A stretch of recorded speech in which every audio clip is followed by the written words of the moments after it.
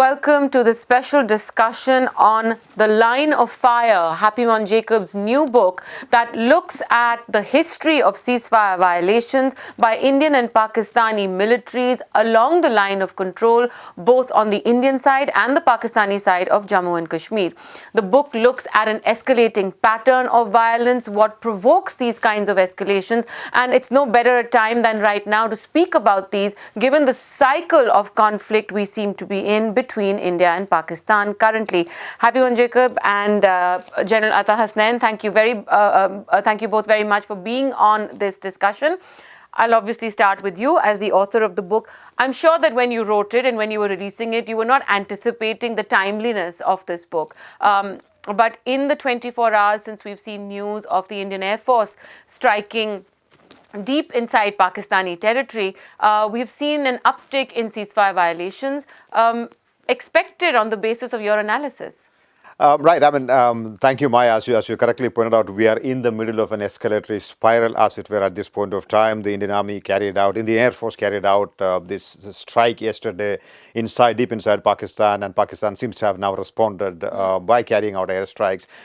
Clearly, my book looks at the India-Pakistan escalation in general, but my point of initiation of fire is the line of control. So at the moment, what is happening is not really a spiral that is triggered by the two armed forces on the line of control. This is an entirely different dynamics altogether. Right. So the key argument I'm making in the book necessarily is that it is not always that spectacular events such as Pulwama or Uri that always lead to ceasefire violations and escalation thereafter. It is actually sometimes on several occasions ceasefire violations that lead to the escalation between the two sides. So that's the argument that I'm trying to make in the book. But of course, the spiral that we are in the middle of necessarily does not speak to this kind of a logic that I'm. All right, let me bring in General Atta Hasnain on this as well. So you have served in Jammu and Kashmir. You've led the forces in some extremely difficult times in a very volatile part of the region. What he's saying about how ceasefire violations have the propensity to lead to escalation between India and Pakistan, is that something you've encountered firsthand, or do you think that very often it actually may require something spectacular like what we've seen with the Indian Air Force strikes to lead to the escalation? Do you agree with his hypothesis? See, first of all, I don't think there is too much of a difference in the current situation than what was actually written by Dr. Jacob. He starts the trigger from the line of control and says that the escalatory dynamics lead from that. But in my experience, mostly it has been triggers external. For example, the attack on Parliament, 26/11, Uri, and now the Pulwama incident.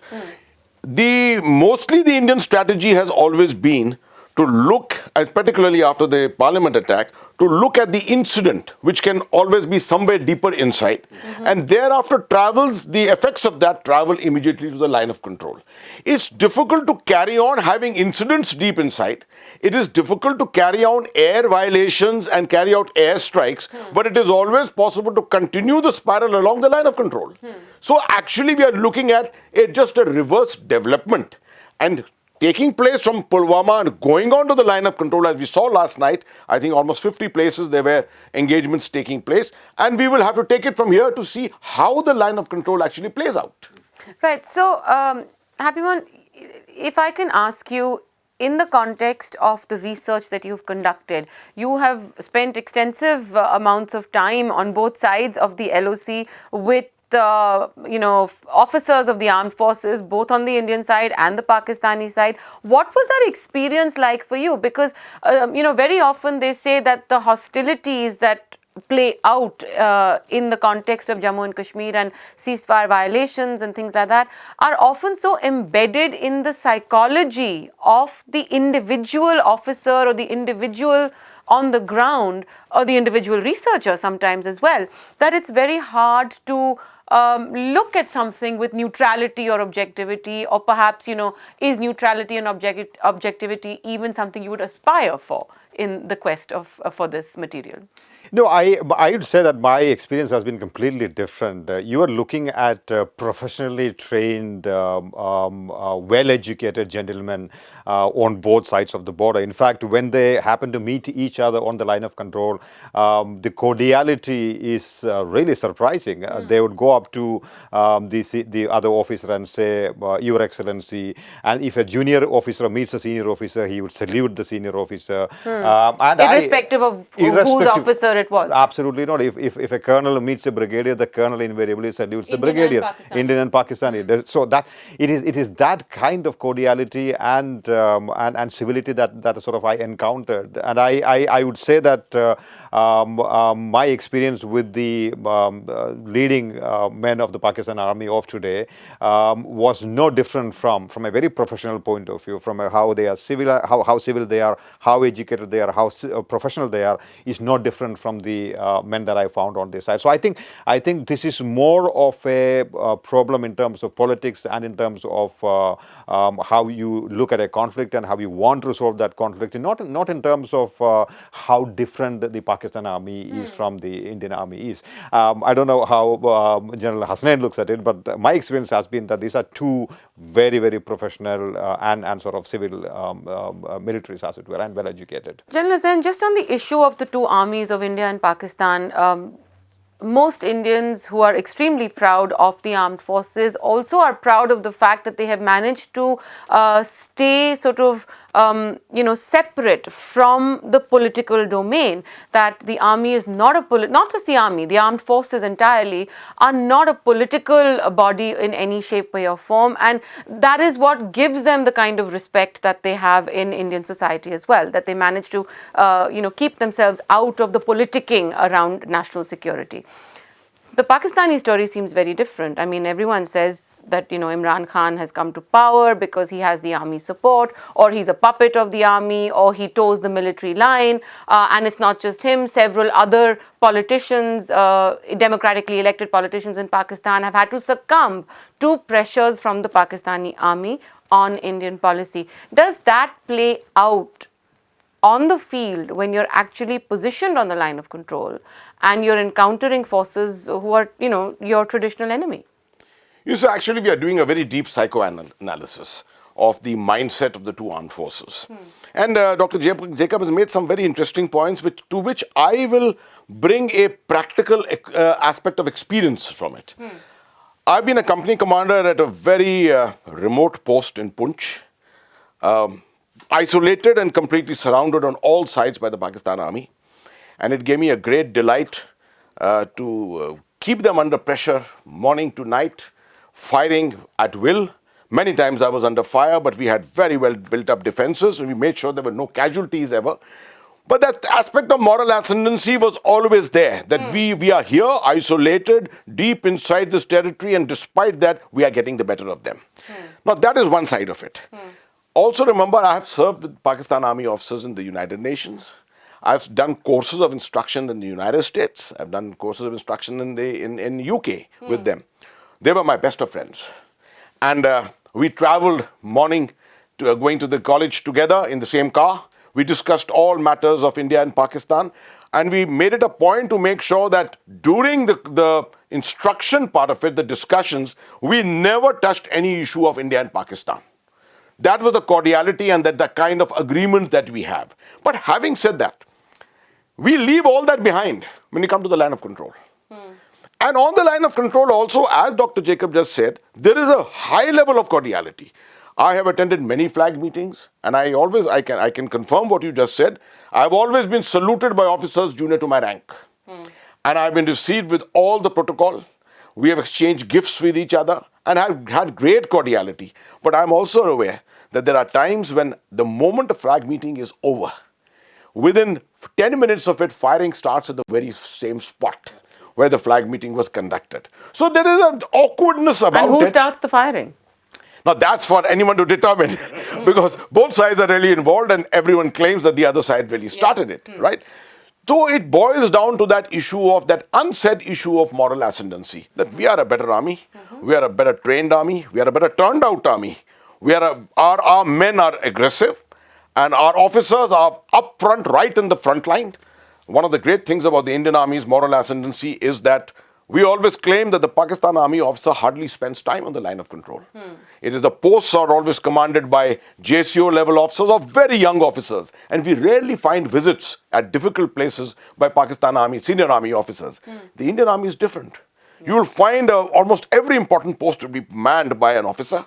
And you will find senior officers walking it to all these posts and making sure that they are familiar with all the terrain around it. This is where the moral ascendancy aspect comes in. Right. You know, since we're on the issue of ceasefire violations as well, and you've basically documented, you've mapped how many have taken place on a year-by-year basis, you've noticed patterns in the uptake or the sort of stability along the line of control. But so, you know, looking at that and bringing that analysis to what we're seeing today, one is it's not just the armies who are involved today in what we're seeing in the escalation spiral, it's also the Air Force. What has been their role in the course of your research on the ceasefire line, on the line of control? No, I think this study basically focuses only on the line of control and on the armed forces and the BSF and the Rangers. The role of the Indian Air Force has been almost nil, I must say. They have not played any role in terms of increasing or decreasing or calibrating the firing on the line of control, except probably I think there are one or two occasions in the past when so the Indian... how does this current spiral fit into your analysis? I think see, one of the arguments I'm making in my book is that you may begin a spiral or an escalation with a spectacular terrorist attack like the one that happened in Pulwama, but the escalation that ensues thereafter can then be complicated by ceasefire violations. Now, you've had several terrorist attacks in the past from 2008 onwards, and what happens is that either before the terrorist attack or during the soon after the terrorist attack, you will have ceasefire violations complicating the picture. So you can't therefore just look at the terrorist attack and then say terrorist attack on its own per se is leading to escalation. There is also another factor that is complicating it, and that complicating factor is the ceasefire violations. That's my essential argument. So either ceasefire violations on their own or ceasefire violations when combined with terrorist attack can actually speed up the escalatory dynamics. That's it. Can I just take a cue from what Dr. Jacob has just said and bring in one aspect of the Air Force? Before you do that, if I may just also ask a follow-up question to that, because reports have very often said that ceasefire violations initiated by the Pakistani side are very often a cover for infiltration as well, because it distracts the forces from doing regular patrolling and regular duty into a localized area, and, you know, who knows what happens on the Interesting aspect. And I will come to it in a minute. But let me just bring in this aspect of the Air Force and the role of the Air Force. I think the perception of both the armies. As long as there are ceasefire violations on the line of control, they remain within what is called the tactical operational domain. It does not become strategic. Unless there has been a violation to the extent of a major bat action and there have been a couple of casualties. Beheadings, etc. But there is an understanding on both armies and in all war games that the moment the Air Force crosses the line of control or the international border anywhere, it has risen to the strategic level and it is almost like a declared act of war. And that is where the importance of the Air Force comes in. Now, in this particular situation, you find that one of the first acts that we have done after the Pulwama incident is not ratcheting up the situation on the line of control. No. We have gone directly into a higher escalatory ladder where we have used the Air Force to go beyond. But a word on this beyond. I think we've been very, should I say, calibrated on this entire thing. Why? We chose to go surgical to only a terrorist facility. We went up to Khyber Pakhtunkhwa where the messaging was that we can go beyond Pakistan-occupied Kashmir, we can go to Punjab or any part of Pakistan. But yet we remain within limits where the proportionality of the whole thing was kept under control. And that is the important thing. And besides this, the messaging by the Foreign Secretary, where you found no presence of the Air Force or the Army in that briefing. And it was so cryptic. and that there were no questions taken. I think this whole aspect was meant to dilute the overall message which was going out, that the Air Force has been used, but it's not really an act of war yet. That was the aspect. Coming back to your very interesting question on the aspect of the violations of the line of control and whether there is a link with infiltration.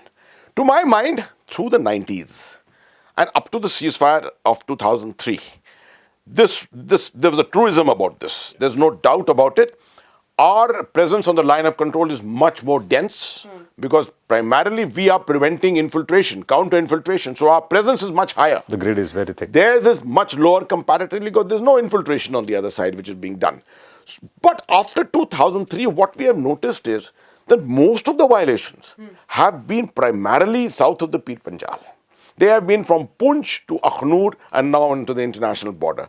While all the major infiltration attempts have been primarily in the Kashmir Valley line of control segment. Now, this doesn't match. Therefore, after 2003, I think there's a slight difference in the manner in which this whole thing has been played out. It almost seems as if there's a diversion of our focus onto the Poonch, Rajouri, Naushera sector with an attempt to prevent us from focusing onto the line of control in the Kashmir segment. But the infiltration attempts are primarily in the Kashmir segment. So then that would tie in with an analysis like this, that you're basically distracting the armed forces from there. So just to come back to this as well, and the point that he made earlier about the use of the Air Force and why this particular time is different, is the messaging that's gone out. Pakistan has relied on the argument of deterrence, to stop it from escalating beyond just a few ceasefire violations. So this really changes the dynamic. This is India pushing the red lines. Many people have said that. But, do you think that message has hit home? Because what we're seeing is a ratcheting up of the rhetoric, certainly from the Pakistani side, a pressure on the Pakistani government to do something, a statement by the Pakistani Foreign Ministry this morning, which is talking about how they have struck at Indian aircraft as well on the Indian side of the line of control. How do you roll back from this? Because ultimately, while there might be lots of warmongers amongst people and people want tough action against terrorism, I think the costs of war are also very high. So who's doing that calculation? I'll come to that in a second, but just one point, and I in agreement with the question that you asked and the answer that General Hasnain gave about the link between ceasefire violations and infiltration. One of the arguments that I'm making very strongly in the book is that it's a misnomer to say that every time there is a ceasefire violations, it is a result of infiltration. And he's clarified it. So there is a geographical divide, as it were, north of Pir Panjal versus south of Pir Panjal, number one. Number two, the data doesn't support that. From 2004 to 2008, you have the infiltration or attempts at infiltration at about 500, 400, but the ceasefire violations are very low.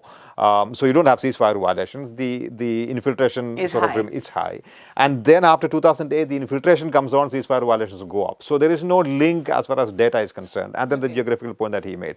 Now, coming back to the other point that you made about de-escalation. So I think you're right. We are looking at a sort of a heightened level of tensions at this point of time. And I think this has probably happened because we've sort of gone. The Indian side has attacked Pakistan in a very unprecedented manner. After 1971, this is the first time that we've gone into mainland Pakistan. This is the first time we are using the Indian Air Force to sort of, even in Kargil, it was only in the Kashmir sector. So we've sort of gone beyond the established red lines, as it were, hence the response from that side. I think the only way, clearly, this needs to be de-escalated. How do we do that? Unlike during the previous times, even during the Kargil war, there used to be a back channel in Operation R.K. Mishra and his counterpart on the other side. At this point of time, we don't have the national security advisors talking because Pakistan does not have a national security advisor. We also don't have a back channel like Lamba and his counterpart in Pakistan. So Unfortunately, there needs to be an attempt to put that back channel into motion. I think that's number one. Number two, I think the messaging has to be done to Washington, and probably the Pakistanis will do that to the Chinese. So some sort of away from the media glare, that conversation needs to begin Well, the now. overt statements from Pakistan right now to Washington is that if you support India on this, then the Afghan peace process is, our presence might be off the table, is what the Pakistani foreign minister has said. That's a threat of blackmail to regional security, which is of grave concern to the Americans as well, obviously. So what does that mean? It is a blackmail, but it is a right strategic move. From a strategic point of view, for the establishment in Pakistan, that's the correct thing to do. You tell the Americans, you are in negotiations with the Taliban, you want that to succeed, you help us de-escalate the situation with India. That's a smart thing to do. We may or may not like that, but well, I mean, there's clearly not like that. Well, the smart thing to do. I'd just like to take a cue from exactly what you said. Firstly, I'm of the opinion that the surgical strikes of 2016, many people called it a deterrent act, an act to bring in deterrence. And again now, the strike by the Air Force is being called an act of deterrence. I don't think this is an act of deterrence. Remember that we are still in a hybrid situation. We are not a conventional war. We are in a hybrid situation. And in a hybrid situation, there are options and options. As we've discussed, the line of control itself is open. You've got hundreds of places where responses can take place. So I think what the Indian government, I'm batting for the government of India in this to particularly say, what it was wanting to achieve was only a messaging.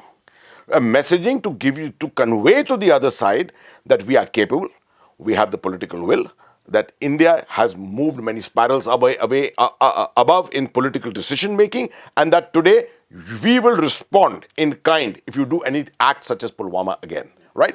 This is the huge messaging which is going. But within that window, Pakistan has got the capability to respond as they wish. But General Hassan, just to take that point further, yes, clearly it's a messaging from India. But Pakistan's response traditionally, when India has raised issues of terrorism and acts such as Pulwama, even when Uri happened, what was the response? These are not state actors. This is not the Pakistani military that has done this, whereas the Indian position has been, it is happening with the blessings of the Pakistani military. You have given, sanction, sanctuary to these terrorist groups to calibrate, to strategize, to act against India with impunity. That radicalization has now seeped into, the domestic sort of demography of the valley as well. And you can't say that it's got nothing to do with the Pakistani state. That's been India's position. So while this may be the messaging, what kind of response are we expecting from Pakistan? Because they say that, trying the same thing again and again and hoping for a different result is the definition of insanity. Short of just saying that there is no way the Pakistani side will come on board to this, what are India's options left? You see, there are two dimensions to this. The first is that Pakistan has to, in the initial period, 3, 4, 5, 7 days, response has to be there to the act which has been done by India. This is to meet the political requirement and the public pressure. Thereafter, there is a more mindful thing which Pakistan will do. Perhaps violate the line of control at different places or attempt to do something spectacular at the line of control itself. But clearly this is in two dimensions. One is to first satisfy the public outrage inside Pakistan. And the second thing will be to not be seen to be squeamish and weak. This is something which it will, and the manner in which they are trying to blackmail the United States on the issue of Afghanistan is a typical act like this. I think they have taken it a little too far. They do not realize also that the United States has a different administration today. And President Trump is also very unpredictable. You do not know the manner in which he's going to look at it and probably step in personally into this entire issue, take it by the horns, the manner in which he has stepped into the North Korean issue, for example. So these are unpredictable times, and I think Pakistan is playing his cards a little too far. So, on that question of unpredictability, I think one of the things that the India-Pakistan dynamic has banked on, even in times of conflict, is a sort of stability in the foreign policy decision-making apparatus in both sides that has advised against any, massive conflagration since 71 in particular. With populist leaders, whether it is President Trump, whether it is Imran Khan, whether it is Prime Minister Modi, at the helm of affairs, that political decision making is now impacting the foreign policy apparatus as well. People say you need a strong leader to influence and create change in foreign policy. Are we seeing that change being created with these recent strikes? Are we seeing an absolute shift in the paradigm? That's true. I think the very fact that India has left behind its traditional restraint policy of strategic restraint clearly shows that there is a no holds barred sort of response to what Pakistan has engineered in Pulwama. So I think you're looking at the rise of domestic politics in foreign policy calculations, or rise of foreign policy calculation in domestic political calculations. So this is sort of feeding into each other. It's a two-level game, as it were. So you're looking at foreign policy with an eye on domestic politics. You're looking at domestic politics with an eye on foreign policy, and that can't be avoided in today's age. And I would not put this. I would not put this at the doorstep of Prime Minister Modi alone. This has been a progressive thing from 2001. You see, strategic restraint after the parliament attack was diluted completely, and we decided to go in proactive. The whole aspect of proactive strategy, the so-called cold start strategy, started from that time. 2008, we are forgetting one thing, that in 26/11, 2008, still, India, the social media, the internet penetration had not taken place. Today, it is social media which is driving public opinion. And the governments around the world are under tremendous pressure. Prime Minister Imran Khan is under pressure. As much as pressure, there was pressure on Prime Minister Modi out here. And progressively, this has been a cumulative thing which has happened from 2001. What we are seeing in 2019, a lot of people are questioning and saying, why this muscularity suddenly? There is a cumulative effect from 2001 till 2019. And which is what is putting the pressure on Prime Minister Modi. And some people are arguing that the policy of strategic restraint for all these years in the face of Pakistani aggression has given India today the credibility to have conducted this and therefore not face an international backlash. So, we're running out of time. So, in conclusion, really, I want you to touch on how today those who read this book can take lessons from here to look at de-escalation from here. Otherwise, we're looking at, a doomsday prophecy of some sorts. One of the things that I'm arguing in this book is the issue of abdication of political responsibility.